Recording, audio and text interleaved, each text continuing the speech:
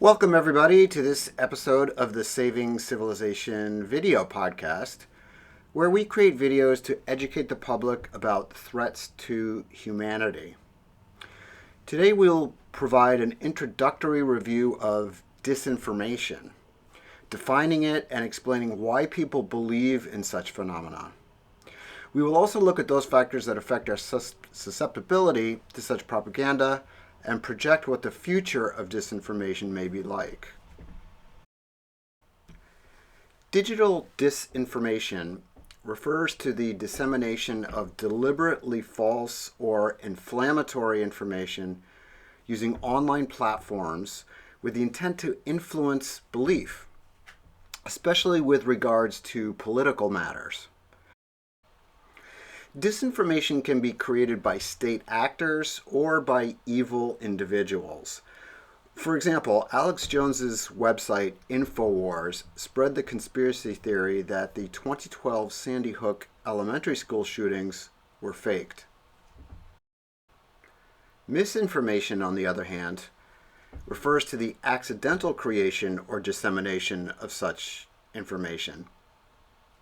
In these cases, someone generates or passes on something false, not because they're deliberately trying to influence others, but simply because they are mistaken.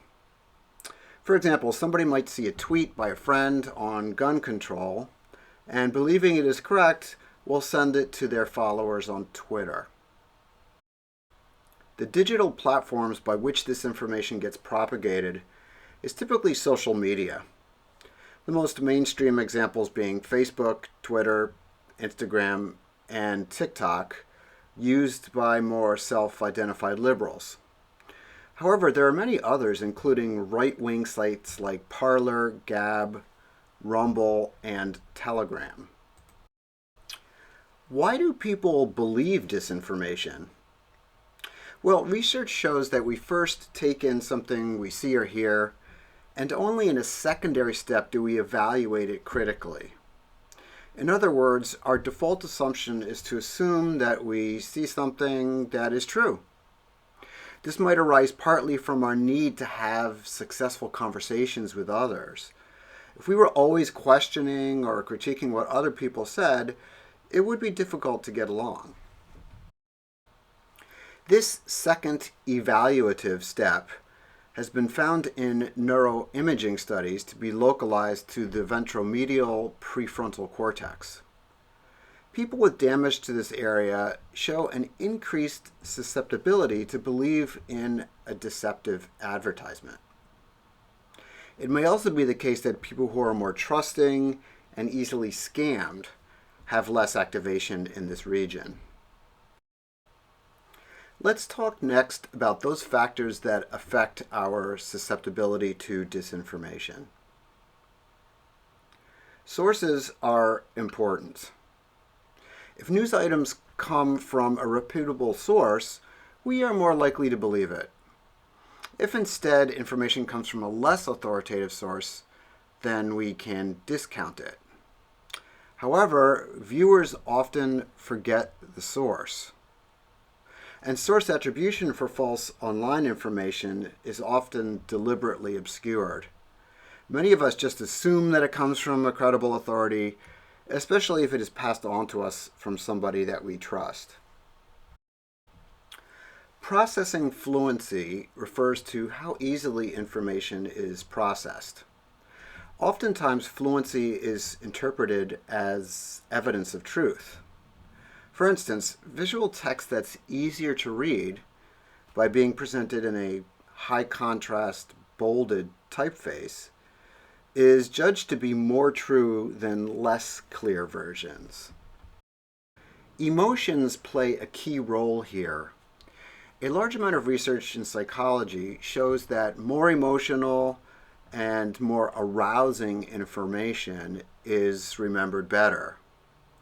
In one study, participants who were physiologically aroused by being induced to feel emotions like anger, fear, and disgust were more likely to share that information.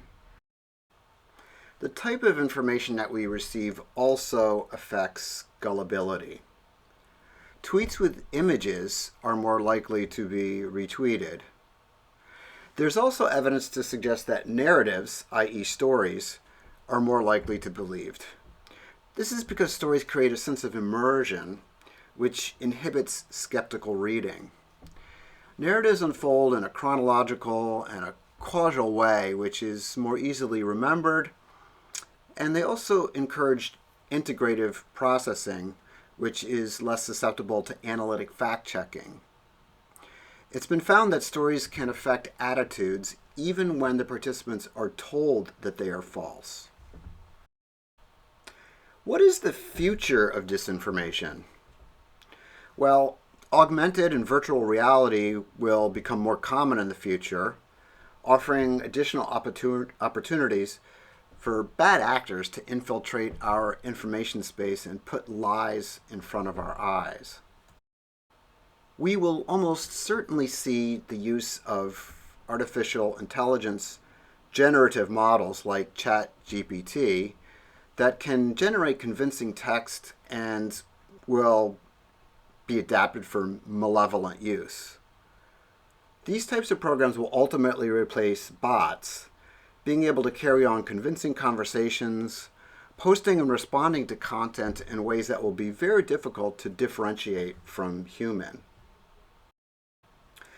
These models will be able to create fictitious images and video as well.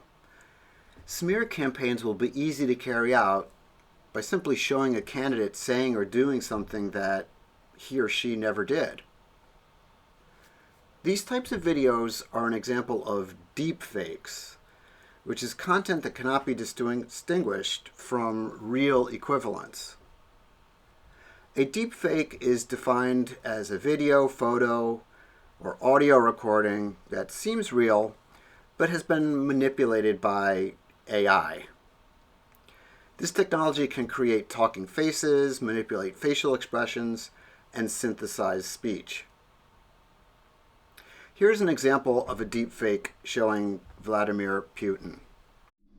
America, you blame me for interfering with your democracy. But I don't have to. You are doing it to yourselves.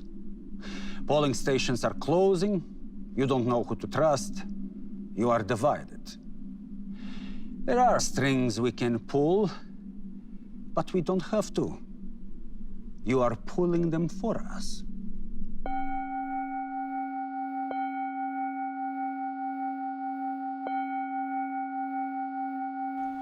In order to fight against deepfakes, we will need to authenticate content using digital watermarks or encryption.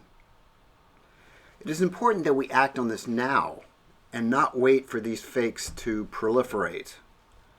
In the meantime, be sure to get your news through legitimate and objective journalistic sources and not from social media.